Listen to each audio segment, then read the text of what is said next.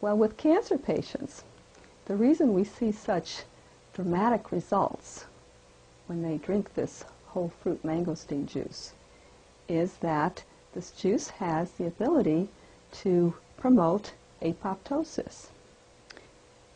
Now, apoptosis is, I think of it as the whole process of the orderly growth, maturity, and death of cells.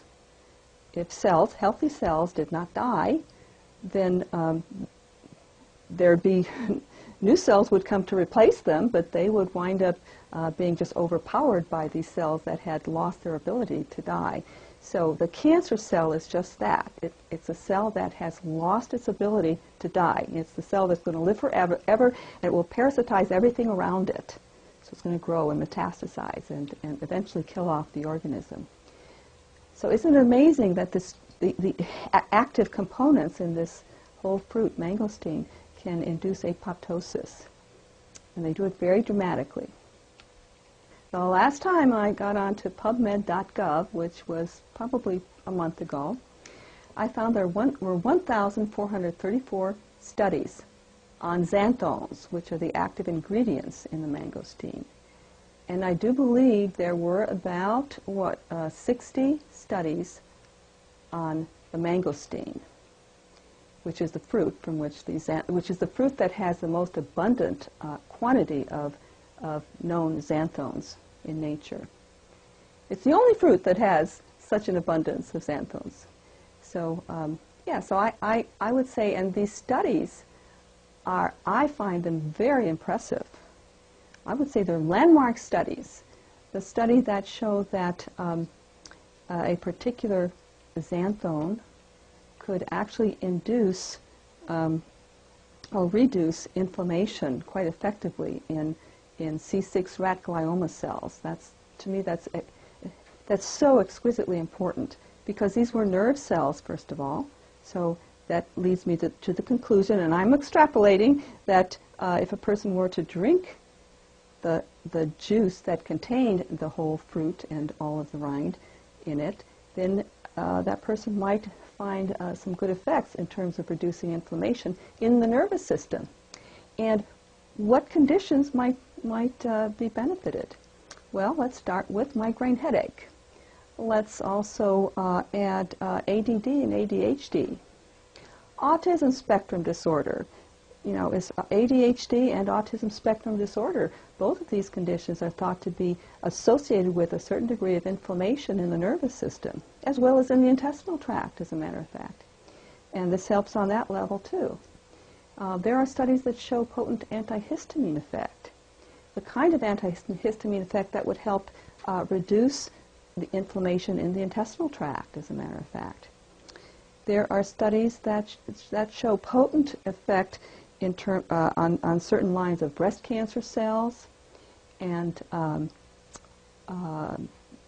the latest that I found was quite fascinating was a study that compared an extract of the mangosteen to methotrexate as an agent that might help to be used with colon cancer, a certain line of colon cancer. Now, the interesting thing about this study, this was a lab study, a cell study. However, isn't that what oncologists, the cancer doctors, look to these lab cell studies to see if they can conduct small clinical trials on actual cancer patients?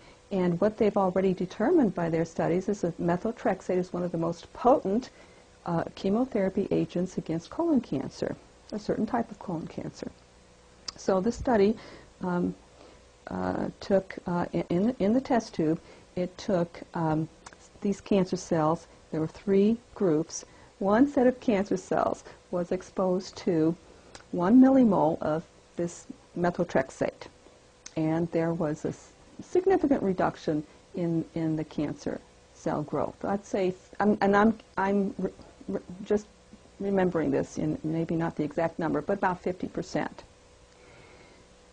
The next group of cancer cells, colon cancer cells, was subjected to about the same, a millimole of this mangosteen extract. And They didn't state, I didn't read in the abstract just how much suppression of cancer growth there was, but there was a significant amount of cancer growth with that.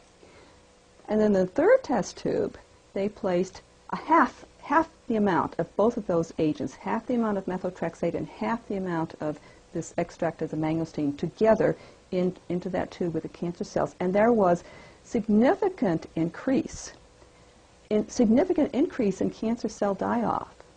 So think about that. This is just so enormous. The implications that there should be that you need less chemotherapy agent to get a better result. So I think that can be applied in clinical studies, and we need to look at that. I ask my colleagues to look at that both in a setting where they can start doing some studies on it, but even on the day-to-day, patient contact, office contact, hospital contact. I truly wish that more of my colleagues would look into suggesting the whole fruit mangosteen as a nutritional supplement.